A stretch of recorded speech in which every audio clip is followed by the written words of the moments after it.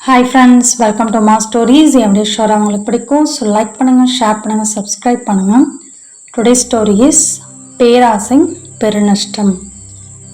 ஒரு ஊரில் கபூர் சந்த் அப்படின்னு ஒரு பணக்காரர் வாழ்ந்து வந்தார். ஆனால் அவர் ஒரு கருமி. ஒரு நாள் வெளியூர் போயிட்டு திருப்பி தன்னுடைய கிராமத்துக்கு ரிட்டர்ன் ஆனார்.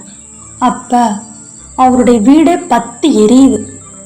அதை பார்த்து அதிர்ச்சி அடைந்த கபூர் சந்த், ஐயோ என் வீடு பத்தி எரியுதே, யாராவது வாங்களேன், என்னோட பணம்லாம் அதில் இருக்கே, காப்பாத்துங்களேன், என் பணம்லாம் தீப்பிடிச்சி எரிஞ்சிருமே அப்படின்னு பதறாரு. அப்போ அங்கே ஒரே மக்கள் கூட்டம் கூடுது.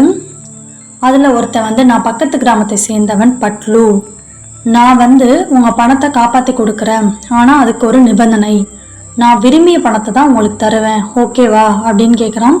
அந்த பதட்டத்தில் அவருக்கும் ஒன்றும் புரியல. சரி நீ விரும்பியதே கொடுக்குறேன், எடுத்துட்டு வா அப்படின்னு சொல்கிறாங்க. சமையல் அறையில் பரனில் உள்ள சாக்கு முட்டையில் தான் பணம் இருக்குது, வேகமாக போய் எடுத்துட்டு வா அப்படின்னு கபூர் சந்த் கத்துறாரு. உடனே பட்லு வேகமாக ஓடி போய் அந்த சமையல் அறையில் உள்ள பரன் மேலே உள்ள சாக்கு முட்டையில் பணத்தை வேகமாக சில நொடிகளை எடுத்துட்டு ஒடியாந்துடுறான். உடனே அந்த கபூர் சந்தும் குடு என்னோட பணத்தை கொடு அப்படின்னு சொல்கிறாரு. ஒரு நிமிஷம் வெயிட் பண்ணுங்க, நமக்குள்ள ஒப்பந்தம் இருக்கு. நான் என்ன சொன்னேன், நான் விரும்பின பணத்தை தானே தருவேன்னு சொன்னேன், இந்தாங்க நான் விரும்பின பணம் இந்த ₹1 தான் வச்சுக்கோங்க அப்படின்னு சொன்னோன்னே மோசக்காராய், எவ்வளோட பிளான் போட்டால் என்னோட காசை அபகரிக்கணும் அப்படின்னு ரொம்ப கோபமாக கத்துறாரு. நீ கத்தி பிரயோஜனமே கிடையாது, இப்போ இது என்னோட பணம் அப்படின்னு சொன்னோன்னே கபூர் சந்த், நான் கோர்ட்டுக்கு போவேன், கேஸ் போடுவேன், உன்னை ஜெயிலில் தள்ளுவேன் அப்படின்னு கோவத்தில் கத்துறாரு. சரி வா போகலாம் அப்படின்னு சொல்கிறான் பட்லு. எங்க அப்படின்னு கபூர் சந்த் கேட்குறாரு. வேறெங்க, நீ தானே கோர்ட்டுக்கு போன்னு சொன்ன, போகலாம் அப்படின்னு சொல்கிறான் பட்லு.